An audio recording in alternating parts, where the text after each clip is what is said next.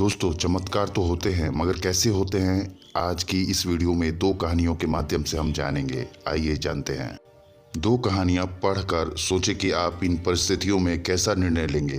कहानी नंबर एक कंपनी की हर दिवाली की पूर्व संध्या पर एक पार्टी और लॉटरी आयोजित करने की परंपरा थी। लॉटरी के नियम इस प्रकार थे। प्रत्येक कर्मचारी एक फंड के रूप में 100 रुपये भुगतान करता है। कंपनी में 300 लोग थे, यानी कुल 30,000 रुपये जुटाए जा सकते हैं। विजेता सारा पैसा ले जाता है।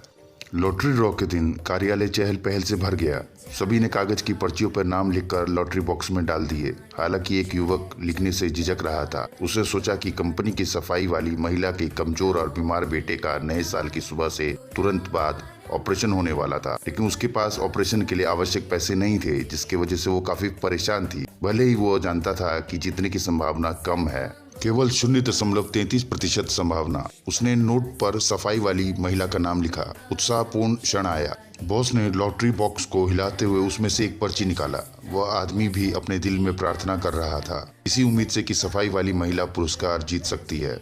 तब बॉस ने ध्यान से विजेता के नाम की घोषणा की और लो, चमत्कार हुआ। विजेता सफाई वाली महिला निकली। कार्यालय में खुशी की लहर दौड़ गई और महिला पुरस्कार लेने के लिए तेजी से मंच पर पहुंची। वह फूट फूट कर रोने लगी और कहा, मैं बहुत भाग्यशाली और धन्य हूँ। इस पैसे से मेरे बेटे को अब आशा है। इस चमत्कार के बारे में सोचते हुए वह आदमी लॉटरी बॉक्स की ओर बढ़ा। उसने कागज पर एक टुकड़ा निकाला और यूं ही उसे खोला। उस पर भी सफाई वाली महिला का नाम था। वह आदमी बहुत हैरान हुआ। उसने एक के बाद एक कागज के कई टुकड़े निकाले। हालांकि उस पर लिखावट अलग अलग थी। नाम सभी पर एक ही थे। वे सभी सफाई वाली महिला के नाम थे। आदमी की आंखों में आंसू भर आए और यह स्पष्ट रूप से समझ गया कि यह क्या चमत्कार है। लेकिन चमत्कार आसमान से नहीं गिरते, लोग को इसे खुद बनाना पड़ता है। कहानी नंबर 2। एक दिन दोपहर में एक दोस्त अपने दोस्त के साथ सब्जी बाजार टहलने गया। अचानक फटे कपड़े में एक बूढ़ा आदमी हाथों में हरी सब्जियों की थैली लेकर हमारे पास आया। उस दिन सब्जियों की बिक्री बहुत कम थी। पत्ते निर्जलित और पीले लग रहे थे और उसमें छेद हो गए थे, जैसे कि कीड़े ने काट लिए हों। लेकिन मेरे दोस्त ने बिना कुछ कहे 3 थैलियां खरीद लिए। बूढ़े ने भी लज्जित होकर समझाया, मैंने ये सब्जियां खुद उगाई। कुछ समय पहले बारिश हुई थी और सब्जियां भीग गई हैं। वे बदसूरत दिखती हैं, मुझे खेद है। बूढ़े आदमी के जाने के बाद मैंने अपने दोस्त से पूछा, क्या तुम सच में घर जाके इन्हें पकाओगे? वो मुझे ना नहीं कहना चाहता था। ये सब्जियां अब नहीं खाई जा सकती, तो फिर इसे खरीदने की परेशानी क्यों उठाई? मैंने पूछा। उन्होंने उत्तर दिया, क्योंकि उन सब्जियों को खरीदना किसी के लिए भी असंभव है। अगर मैं इसे नहीं खरीदता तो शायद बूढ़े के पास आज के लिए कोई आय नहीं होती।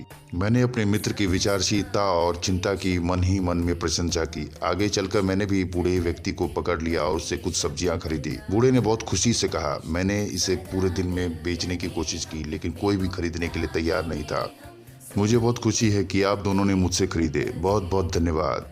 मुट्ठी भर हरी सब्जियां जो मैं बिल्कुल भी नहीं खा सकता ने मुझे एक मूल्यवान सबक सिखाया। जब हम निचले स्तर पर होते हैं तो हम सभी आशा करते हैं कि हमारे साथ चमत्कार होंगे, लेकिन जब हम सक्षम होते हैं तो क्या हम चमत्कार करने वाले बनने को तैयार होते हैं? इन दो कहानियों को पढ़ने के बाद आपके पास 2 विकल्प हैं। आप चमत्कार करने वाले बन सकते हैं और दुखी लोगों की जिंदगी को उम्मीद के उजाले से भर सकते हैं। आप इस सकारात्मक संदेश का प्रचार कर सकते हैं और दुनिया में अधिक प्यार फैला सकते हैं, किसी की जिंदगी को रोशन कर सकते हैं। अब आप खुद समझें कि लोग इसलिए सफल नहीं होते क्योंकि उनके सपने पूरे हो गए हैं, बल्कि उनके दयालु कार्यों के कारण संभवतः सफल हो जाते हैं। इसी प्रकार जब भी आप सफल व्यक्तियों की लिस्ट में शामिल होना चाहें तो अन्य लोगों के प्रति दयालु हो जाएं। तो ये है चमत्कार। कोई भगवान चमत्कार करने नहीं आता है, इंसान ही चमत्कार के रूप में आपके सामने प्रदर्शित होता है। तो दोस्तों, कैसी लगी आपको ये चमत्कार की ये दोनों कहानी? आप अपने कमेंट बॉक्स में अपनी राय जरूर दें। मिलते हैं किसी दूसरे वीडियो में, तब तक के लिए धन्यवाद। आपका प्यार, आपका आभार।